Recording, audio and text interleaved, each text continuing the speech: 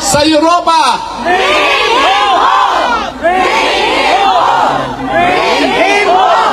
Sa infra.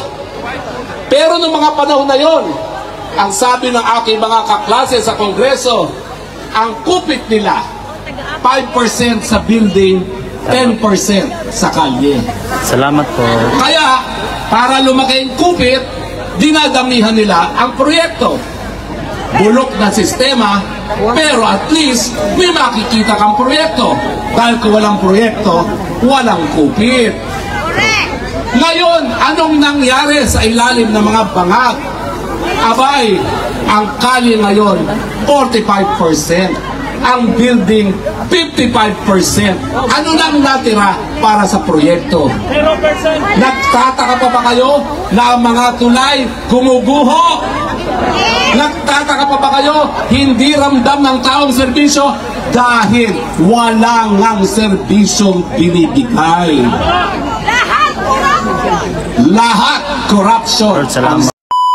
Alright, we're live calling the attention of Attorney Harry Roque, ang kasunod ng Burning Seeds and Friends.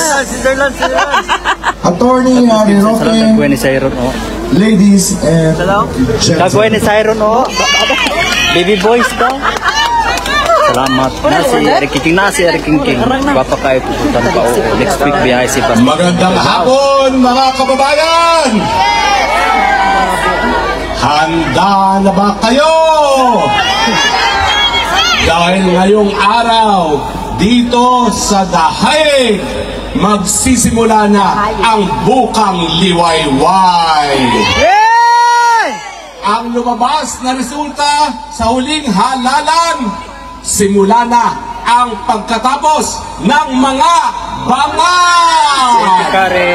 Uy. Pantakin Thank you ninyo. so much po. Bilyones ang ginastos pamimili ng boto. Nagsalita ang European Union na ayuda ang ginamit pamimili ng boto. Bilyon ang linustay. Ang resulta, bokya pa rin sila. Sit all marami. Bokya pa rin sila. Thank you. At ang pinakamasarap, ang mga walang yang WAD Committee, lahat sila, bye-bye WAD Committee. Wala ng ulan. Pero mga kababayan, napakalaking paghamon ang ating hinaharap. Ngayong patapos na ang mga bangag, handa na ba kayo? Handa na ba kayo magkaroon ng maunlad na Pilipinas? Handa na ba kayo magkaroon ng mapayapang Pilipinas? Handa na ba kayo magkaroon ng isang masaganang Pilipinas? Alam niyo po, Yes. Thank you, Lord. Wala ng ulan. palagi kong sinasabi, ang tunay na ang susi sa pagbabago, ang mga Pilipino dito sa Europa. Nung aking sinulong ang universal healthcare, libreng gamot at libreng paggamot, yan ay dahilan dahil ako'y nakatikim ng benepisyo ng universal healthcare nung ako'y nag-aral dito sa Europa. Alam ninyong mga Pilipino sa Europa, ng kalusugan, karapatang pantao, obligasyon ibigay ng gobyerno, hindi palibos galing sa politiko. Alam nyo, bilang mga Pilipino sa Europa, ang edukasyon, karapatan, hindi palimos ng mga politiko. Kayo ang susi sa tunay na pagbabago.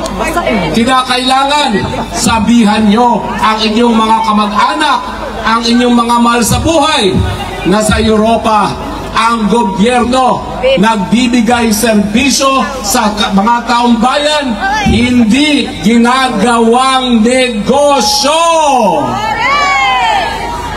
Anong sabi ng bangag? Talagang inaamin niya na bokya sila sa eleksyon dahil sa dalawang bagay daw. Una, sobrang pamumulitika. Pangalawa, di raw ramdam ng tao ang serbisyo galing sa gobyerno. Busisiin natin, abay sa wakas, may tamang sinabi ang bangag dahil totoo, sobrang pamumulitika ang dahilan kung bakit bokya ang kanyang mga kandidato. Pero ang sobrang pamumulitika galing sa kanya. Dahil sa kanyang pagnanais na maulit ang kasaysayan ng Marcos forever at ang nais niyang burahin ang Duterte sa ating bayan. Akala ba niya nung pinakulong ang Tatay Digong dito sa Dahig, magkakaroon muli ng Marcos forever? No way! Nangyari, goodbye Marcos Part 2. Araw na lang ang binibilang. Tama o mali? Tama! Sino ba ang nagsimula ng sobrang pamumulitika? Ang sinisisi niya, ang kanyang pinsan, ang kanyang asawa. Ang aking sasabihin sa kanya, Julol! Ikaw ang presidente! Ikaw ang may sala sa sobrang pamumulitika dahil ikaw kahaman sa kapangyarihan, walang katapusan ang iyong pagnanais na mangurakot at magpasasa sa pwesto. Tama mali? Tama! Tapos sasabihin niya, ayaw na namin ng politika, tayo'y magkasunduan. Payag ba kayo? Anong sagot niyo sa kanya? Correct. Bangag ka, alis ka. Yan ang walang takot na kasagutan ng mga Pilipino dito sa Europa. Bangag. Dito sa Europa, merong tunay na demokrasya. Bangag. Dito sa Europa, hindi mo sila masusupin. Kaya ang sagot, bangag ka, alis ka. Salamat wala na ulan. Thank you, Lord. Amen. Maya-maya magsalita ka rito, ang galing ko, magbuska.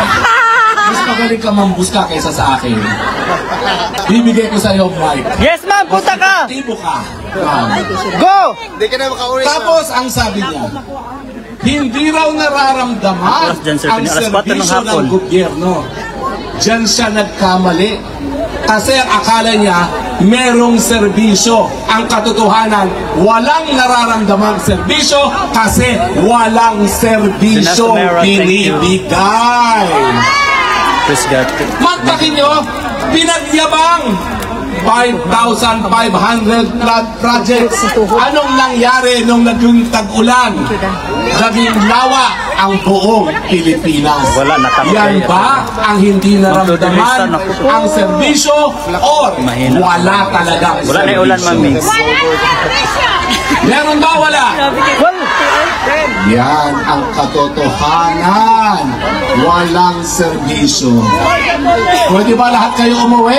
At lahat kayo mambuska gaya ng ginagawa nyo ngayon? Nang sa ganon, mawala na ang mga bangag. Yan ang katotohanan. Walang nararamdamang serbisyo, wala ka naman kasing ginagawa. Palagi kang high. And yet, ang sabi niya, ang solusyon, Welcome to us. pag-resignin ang mga gabinete. Bakit gabinete? Sino ang dapat mag-resign? Sino ang dapat mag-resign? Kung ano ang puno, siya rin ang bunga. Kung palpak ang mga bungang kabinete dahil palpak ang puno ng bangag. Akala ba niya magbabago ang Pilipinas kung bago ang gabinete pero wala pa rin sa tamang pag-iisip ang presidente? Thank you so much po. Wali. Ano ka nga? Umakit ka na rito? Tayo dalawa na rito? Ano ang pangalan mo? Ibang klase. Ha? Taga saan ka? Luxembourg! Wow! Napakaganda ng Luxembourg. Hindi pa ako nakakarating dyan. Pwede niyo akong kidnapin papunta ng Luxembourg. Okay? 4 na oras, ha? Oo. At anong papakain mo sa akin? Maraming papakain sa akin. So, ang katotohanan, kahit sino pang italaga niya bilang gabinete, kahit anong ginawa ni Ante Claire, kahit anong pagsisinungaling, wala pa rin serbisyong makukuha, mararamdaman dahil walang serbisyong ibinibigay. Bakit walang serbisyo? Ako po, galing ng Kongreso nung minsan. Party list. Wala akong kontroladong kontratista, wala akong kontroladong district engineer, walang kita sa infra. Pero noong mga panahon na yon, ang sabi ng aking mga kaklase sa Kongreso, ang kupit nila, 5% sa building, 10% sa kalye. Salamat po. Kaya, para lumaki ang kupit, dinadamihan nila ang proyekto. Bulok na sistema, pero at least may makikita kang proyekto. Dahil kung walang proyekto, walang kupit. Ngayon, anong nangyari sa ilalim ng mga bangag? Abay, ang kalye ngayon, 45%. Ang building, 55%. Ano lang natira para sa proyekto? Nagtataka pa ba kayo na ang mga tulay gumuguho?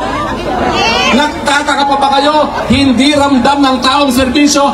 Dahil wala ngang serbisyong binibigay. Lahat corruption ang sabi ng aking #1 buskador. Madam Buscador, I am now declaring you as Madam Buscador of Europe. Maya-maya, paakitin kita rito. At sasayaw tayo ng Bangag. lahat tayo, ha? Alam niyo kung bakit? Ang balita ko, si Satanas, nagngingit-ngit sa galit.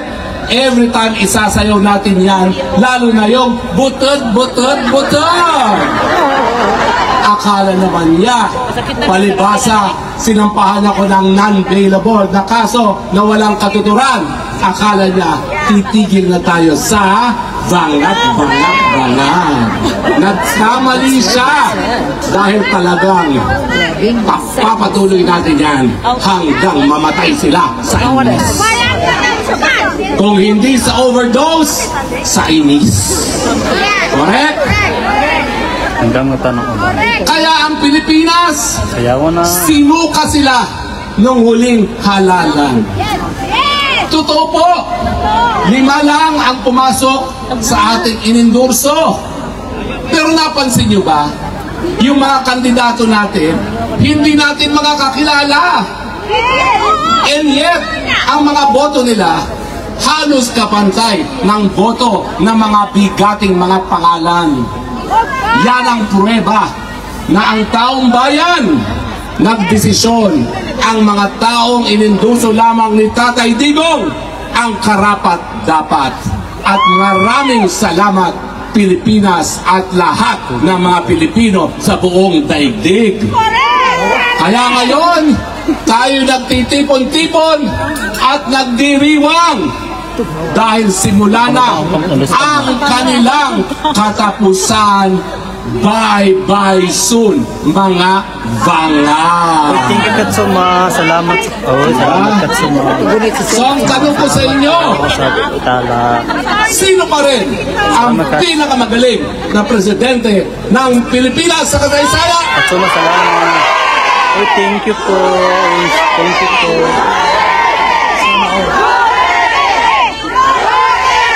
Anong panawagan ng mga Pilipino sa Europa?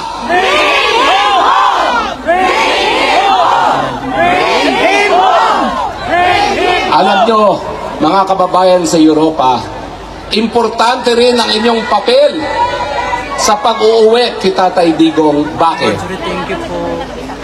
Ang Tatay Digong, malinaw na malinaw pa sa sikat ng araw, napadala sa ICC dahil siya po ay kinidnap. Tama, mali? ang mga Europeans pinagmamalaki. Sila raw ay tagapagtaguyod ng karapatang pantao. Tama, mali? Ang tanong, tama ba na linilitis siya sa pamamaraan na dinaan sa kidnapping? Tama o mali? Hindi! Bakit nananahimik ang gobyerno ng Netherlands na siyang nagpakulong, nagkukulong at nagbabantay kay Tatay Digong? Akala ko ba ang Netherlands ay kampiyon ng karapatang pantao? Bakit pinapayagan nilang ikulong sa kanilang teritoryo, bantayan ng kanilang mga gwardya, ikulong sa kanilang kulungan ang tao na nakidnap? Tama ba yan o mali? Kaya kailangan magsalita kayo, mga Pilipino sa Europa. Karapatan ninyo bilang Europeans na tawagin pansin ang inyong gobyerno sa malaking pagkakamali, sa malaking paglabag sa karapatang pantao ni Tatay Digong. At kapag hindi sila makinig, baka mamaya mag-single voting din ang mga Pilipino at magkaroon ng bagong gobyerno ang iba't ibang bansa ng Europa. Tama hindi? Hindi na po magtatagal. Meron na tayong Duterte Park, meron tayong Duterte Forest, meron tayong Duterte Street.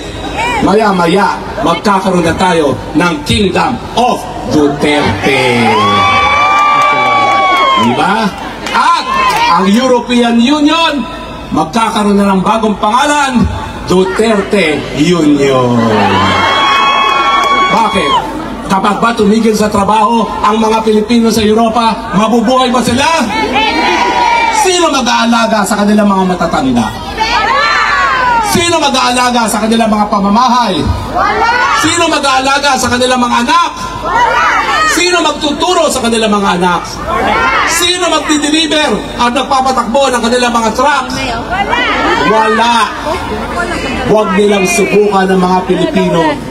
Dapat ang mga European walk the talk. Kung kayo talaga ay para sa karapatang pantao, dapat respetuhin ang karapatang pantao ni Tatay Digong. Tama mali? Ako sinisenya sa nako. Masyado na raw akong matagal. Mukha na raw akong Fidel Castro. Gusto niyo pa ba? Gusto niyo pa ba ng buska? Well, halika na, Madam Buscador. Halika rito! Hindi pa pwede tayong dalawa mag-ano rito, magtatandem. Go, Madam, go! From Luxembourg, go! Natin. Go, Madam, go, go! Paglaban mo yan, Akala Madam. mo, hindi kita tatawagin, ha? Go, Madam, go! Akala mo. Go, Madam! O yan. Sige, go, akit ka sa taas, Dam. Paglaban mo. Halika na! Huwag ka muna maghubad! Huwag ka maghubad! Huwag ka maghubad! Go! Go, Nay. Ayan. Ayan, o. Habang naguhubad ang ating Madam Buscador, papunta sa entablado. Ayan. Madam, bilib talaga ako sa'yo. Ang anghang ng iyong mga buska. Mag-ingat ka. Baka kulangin ka. Hindi sa tanas at nadulas. Kulangin daw tayo ni Bakwak. Madam Buscadera, ano pong pangalan? Nina Hansen from Luxembourg. I am from also in Cebu City.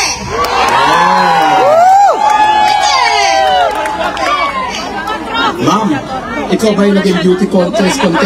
Bakit ganyan ka magsalita? Parang maya-maya, magbibikini ka na, swimsuit competition. Hindi.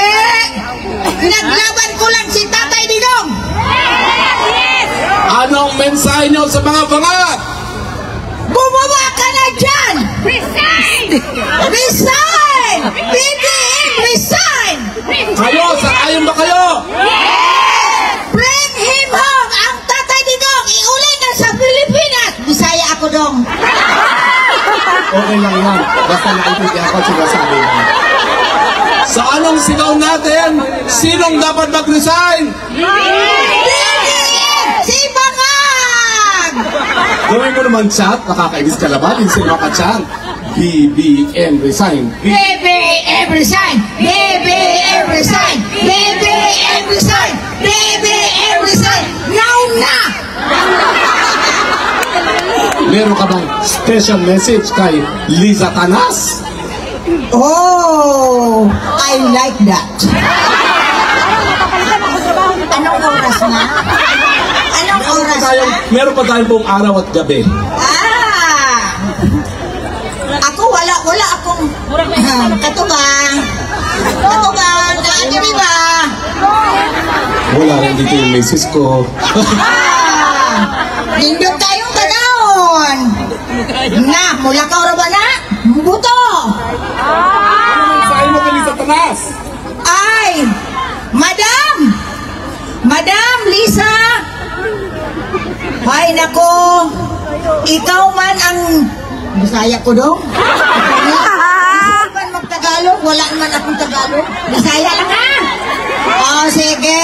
Halo-halo kini ha, halo-halo. Ang akong mensahe nimo, Madam Lisa. Amo tong naa pa ba kakaroon sa Manila, ampo sa Pilipinas? Papauli. Wala na, naama na siya diha. Oh, ay dili man na siya pwede mulakaw o layo kay naapan. Okay. Maya. Oh, ang akong mensahe. Amo to kinsay atong presidente? Ha? Kusog ka. Ang atong presidente sigurado? Ay, ino na lang nato silang duha. Ang presidente. Ang babae, ang nagmuestra. Ang tagasunod, ang Bangag. correct. Akala mo, di ako marunong mag-Bisaya. Akala mo, mabebenta mo ako, ha? Sunod-sunuran daw ang presidente. Tama, mali? Sino may kasalanan? Anyway, di na po ako magtatagal. Maraming salamat po sa inyong patuloy na suporta kay Tatay Digong. Yung kapatuloy niyong suporta ang nagbibigay buhay sa kanya habang siya ay nakakulong. Kung wala po kayo, wala na rin siguro siyang pag-asa. Maraming salamat po sa inyong lahat. At bilang pagwawakas, kinakailangan buskahin natin sila. Meron ba kayo yung tugtog niyan nung bangag? Tambalos ka sa Tanas. Wala! Nakakainis naman kayo, hindi kayo maganda ng sound. Kayo na lang ang mukanta, kami musayaw. Lahat tayo magsayaw. 1, 2, 3! Bangag!